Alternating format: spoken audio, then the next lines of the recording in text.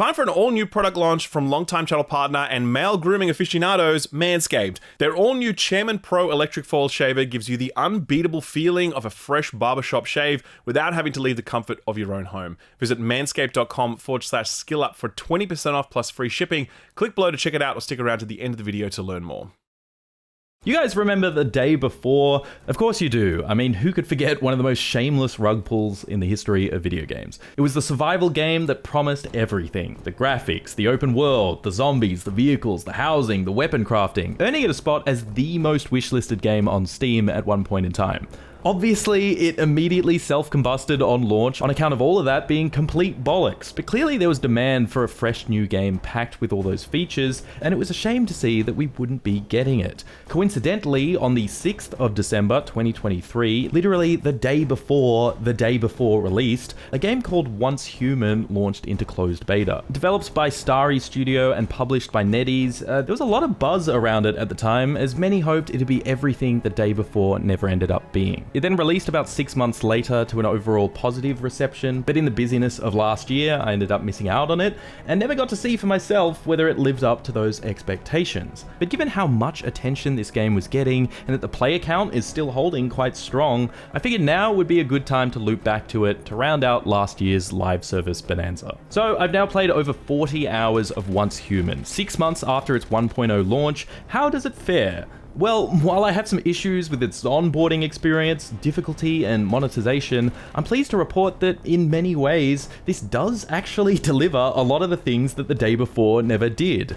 It is a survival crafter MMO with an expansive open world, packed with zombie-like creatures, raiders, and military forces that you'll need to fend off to get your loot. It's got a remarkably robust housing and crafting system, allowing you to fulfill almost any fantasy you'd want in this setting, be it a weaponsmith, an engineer, a chef, a farmer. But it's actually a bit more than just a feature-dense survival crafting game. Why this really clicked for me in the end is because of its live service / looter-shooter twist, which I found genuinely well done. It's got this creature collecting system and deep gear game, alongside an ARPG-like seasonal model. And all of this enables a level of longevity that I've rarely gotten from the survival genre. And that's the main draw here with Once Human. Not the fact that it's kind of like the day before if it was an actual functional video game, but that it's ostensibly a live service survival crafter. And in the words of Mrs. Simpson, I just think that's neat. And sure, we've had a lot of live service games lately, and survival crafting games are also a dime a dozen, but if you're after a game that marries the two, you don't have a ton of options.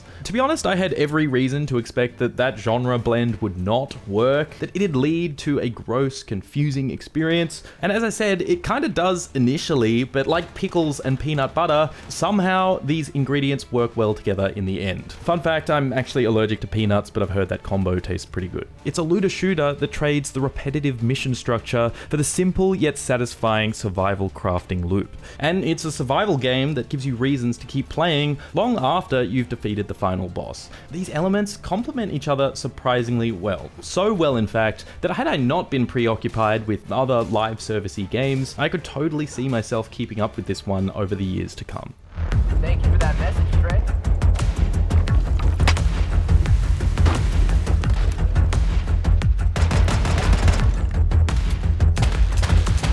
I went on quite a journey with Once Human. To start, allow me to list everything I experienced in the first hour. After a remarkably deep character creator, I sat through a From Software coded opening cutscene, woke up in a lab, put on a backpack that teleported me to another dimension, met a talking bird, killed some zombies, stepped through some magical doors, then I got warped to some place that looked straight out of a Remedy game, watched some vague flashbacks, killed a dude with a briefcase for a head, proceeded to grab his briefcase head with telekinesis powers that I then used to shoot some other dudes. After that, I got warped to some house in another world, met this girl, captured this origami butterfly, chopped some trees and mined some rocks, then defended the house from a giant monster with a phone tower for a head. I walked back through the door of the house only to be warped somewhere else, sending me falling from the sky, so then I used the bird to glide down Fortnite style, then finally pick a spot to set up base camp before being walked through the game's building and crafting mechanics.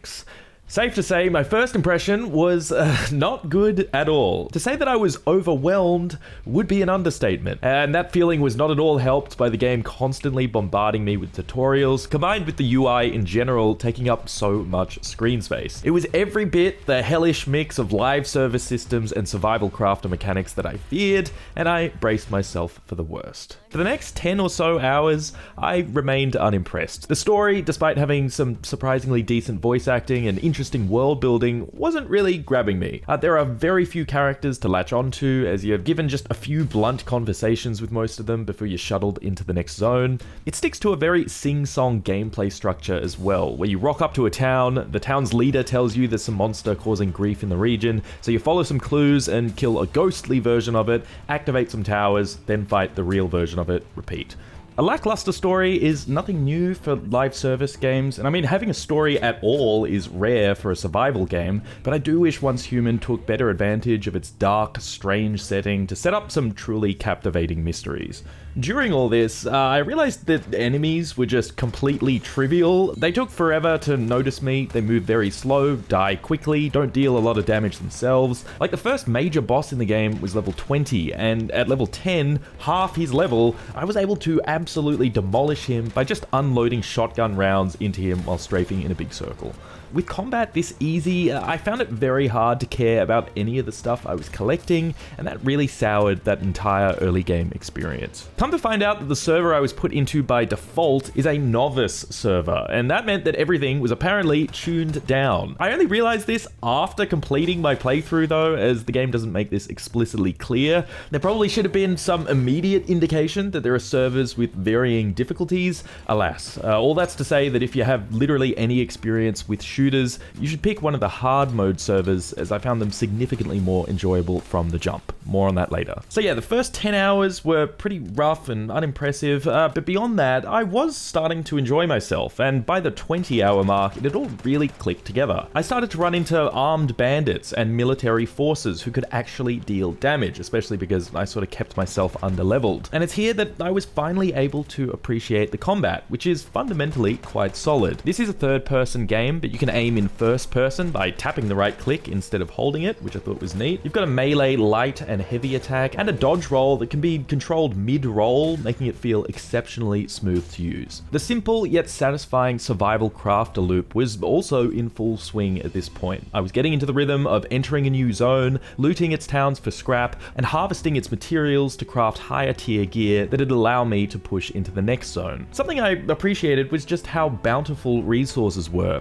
Each swing at a tree gives you like 24 logs, you get tons of ore from a single node, and they all respawn within minutes. It's kind of silly, totally throws off the resource economy, but it does make building a grand home far less tedious than most other survival crafter games. Further, you can actually relocate your entire home with a single click, and it works flawlessly, unlike in Fallout 76. You've also got this expansive tech tree that I was finally wrapping my head around and started making my way into a specific discipline. I went all in on smelting and weaponsmithing, but there are many other pathways I never explored. You could get into animal taming and husbandry, or work on creating a self-sufficient fruit farm, or specialize in construction to build an impenetrable fortress. You can refund your tech points or whatever whenever you want, which is very convenient, but I think the best way to experiment with this is with the seasonal resets, which I'll talk about later. I also quite liked the side quests and Ubisoft-like map completion. That's obviously not everyone's cup of tea, so rest assured that it's all optional, but if you're in the right headspace for it, there's quite a Moorish loop here. Side quests are pretty simple in terms of gameplay, but I liked how they actually lean into the weirdness. Like this one, where I got kidnapped by this clown dude. I play Russian roulette with him, but he keeps winning. By inspecting the area, I find the game rigged,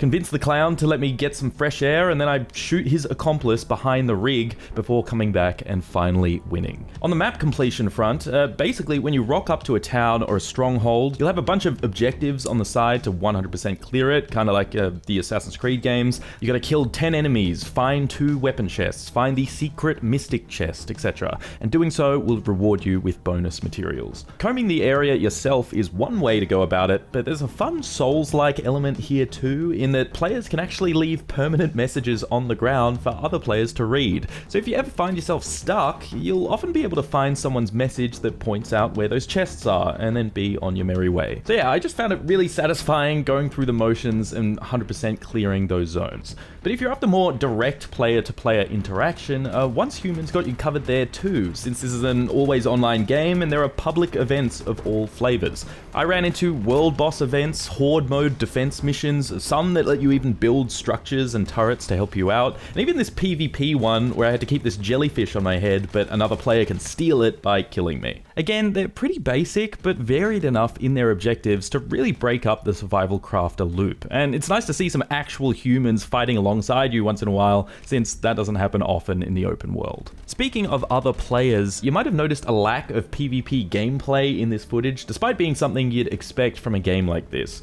Well, that's because I played on a PvE server, and thank goodness I did. I haven't heard a single positive thing about PvP in this game. From what I understand, it's rife with bugs, exploits, and imbalance. So if that's something you're after, I don't know if Once Human is the game for you. It's toward the end game, though, that I was able to appreciate Once Human's looter elements. By this point, I'd accrued a sizable collection of Deviants. These are one of the game's more novel features, which I can only describe as like a Pokemon-style creature collecting system. Basically, the world is overrun by otherworldly creatures and anomalies, but some of them are friendly. You can find them through side quests or out in the world, and once captured, you can stick them in a display case at your home base, condemning them to a life of servitude as a resource slave or combat companion, depending on the deviation. One will mine ores for you while you're away, another will chop wood. This blob guy can be deployed in combat as a sort of healing wall. I found another that was literally just a samurai who helps me out on the battlefield and also allows my melee attack to teleport me. You can boost their effectiveness by storing them in the right conditions at your base, like surrounding them with toys or music or different colored lights. They can roll with slightly different appearances and with random perks to increase their capabilities, creating quite a compelling chase akin to that of like shiny hunting in Pokemon. And yeah, I think their cutesy plush toy aesthetic stands in rather jarring contrast against this setting, and I think I would have liked them even more had they been as grotesque and weird as the hostile ones that you fight, but otherwise this is a pretty clever system for injecting some longevity into the game. Likewise, the looter shooter build craft here is genuinely impressive. You can build around critical damage or status effects and combine them with wacky functionality like explosions every few shots or bullets that ricochet between targets. Every gear set has impactful build-defining bonuses that feed into that playstyle. There's also some Destiny influences like exotic style items that can be equipped to provide a single strong bonus, or these seasonal perks that you can equip on your backpack, similar to the artifact perks in Destiny. There are also collectible mods that can be assigned to each weapon or armor piece, each of them randomly rolled with extra secondary stat boosts. I honestly didn't expect there to be this much to sink my teeth into, but man, am I all for it. Like on my first character, I built around the burn status effect, so I had a shotgun that had a chance to inflict burn, but would also generate these orbs that when picked up would replace my rounds with burning rounds and do more burning damage with every orb I scooped up. I complemented this with an assault rifle that causes burning explosions, special gloves that cause my burns to tick faster based on how many burn stacks were on the target, a gear set bonus that causes my burns to deal more damage if my character's temperature is above a certain threshold, which I could manage with consumables, and alongside all of that, multiple seasonal perks on my backpack, including one that further boosts burn damage based on the amount of surrounding enemies inflicted by it. I mean, that's a lot of moving parts. This amount of equipment synergy isn't actually something that all looter shooters get right, and to see it done so well here in a game that doesn't even list itself as a looter shooter, but just as a multiplayer survival game,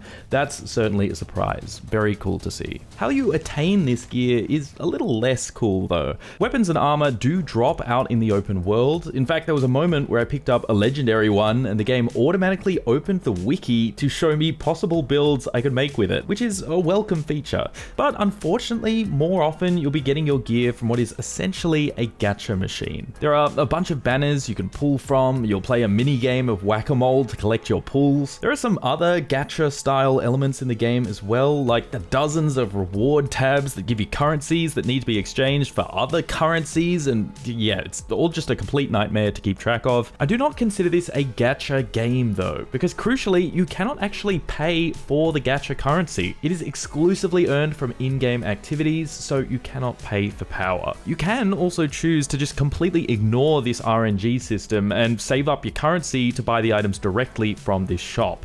You cannot max out your gear this way, as that requires duplicates and you can only buy each of them once here, but it did allow me to complete my desired build without engaging in the RNG stuff. That said, I think this is just kind of a lame progression model, and the game would have been far better off had these drops been rewarded purely from challenging activities. But while the gacha stuff isn't monetized, there is indeed an actual cash shop, and it's more or less in line with what you've come to expect from free-to-play games these days, though it does go a bit overboard in my opinion. It's like 30 Australian dollars minimum for a full outfit, or to build your base out of a different kind of wood. There's also a premium battle pass and loot boxes. So yeah, the gacha progression and MTX kind of sucks, but thankfully I've been able to comfortably ignore them. To end this review on a more positive note though, I want to talk about this seasonal model, because I think it's one of the key things that really sets this apart from other games in the survival genre.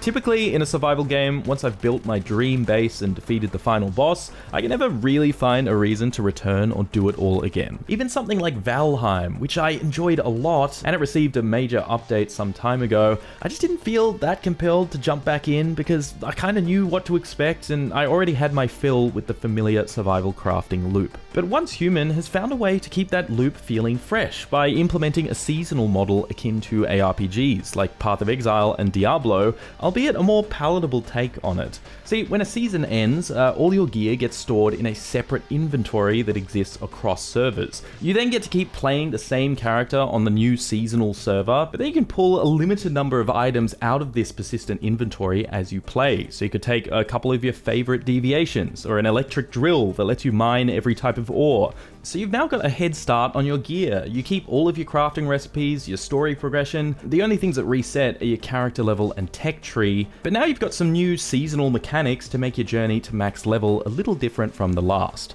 I didn't get to properly try this out myself since my server doesn't reach its final phase until later, so I started a fresh character on one of the new seasonal servers to see how it operates, and come to find that it offers a drastically different experience. It's set in a completely different region of the map, a new snowy location, with its seasonal mechanic revolving around surviving extreme temperatures. I now need to keep a torch lit to stay warm, keep a fire going in my home, eat hot food. I mentioned hard mode servers earlier, and yeah, safe to say the difficulty tuning here felt much more dialed in, to the point that I could really only take on enemies at or below my level. Matter of fact, in this server, there's an additional modifier going on where a blood moon rises at night. This causes my max health to plummet. Enemies become far more aggressive, and they can just randomly ambush me wherever I go. The trade-off is that there's increased rewards, some exclusive to this event. So now there's a real high-risk, high-reward factor at play here when going out at night, and I'm having to do more prep work to brave the cold. I'm interfacing with the game in a radically different way. And it's at this point, 40 hours into this weird live service, looter-shooter survival crafting game, eager to play more and even up for doing it all over again, where I thought to myself, wait, do I like this game? Yeah, I think I do. This live service seasonal model has the potential to keep the game loop fresh in the years ahead and provide regular entry points to newcomers. The looter-shooter itemization boasts impressive synergies and enables a compelling endgame chase that other survival games don't, and the survival crafting stuff itself is deep, but forgiving enough that it doesn't become overbearing. It's a genre blend that has every reason not to work at all, given the baggage they each carry, but I think Once Human, for the most part, has pulled it off. And for an entry fee of $0, that's at least worth checking out for yourself. Maybe you're a fan of survival games and are tired of being forced to hop between new releases to get your fix, or have to start fresh with a buddy for the 7th time with little variance in your experience. Maybe you're a looter-shooter fan and you're bored of the usual formula with its mission-based grinds and just after something a little different. Or maybe, somehow, you held onto the false hope that the day before would be the survival game you've always dreamed of and were left disappointed. In any case, Once Human might have what you're looking for, and for that reason, I recommend it to you. Always exciting to hear about new stuff from this video sponsor, Manscaped. They are, after all, the undisputed market leaders in below the waist and above the neck grooming. If you want to take care either up here or down there, then chances are good that Manscaped has just the right product for you. Their latest product is one I have been personally looking for a while now, and it's the Chairman Pro. It's an electric fold shaver that gives you all the precision you'd want with all of the convenience that comes from an electric shaver. It comes in this very handsome and sturdy case, and in it you'll get not only the Chairman Pro itself, but two interchangeable blades, one that gives you a super close, clean shave, and the other one that lets you maintain a bit of rough stubble. Both heads are designed with skin-safe technology to help reduce razor burn and irritation, so your skin feels smooth and comfortable after every shave, reducing redness and discomfort. To make things even more comfortable, the Chairman Pro is waterproof, so you can use it in the shower, and to make things even more convenient, the Chairman Pro gets up to 75 minutes of runtime on a single charge. But wait, there's more! The Chairman Pro package is packed with helpful goodies, like the Power Shave Gel for an even smoother shave, as well as the Face Soother Aftershave Serum,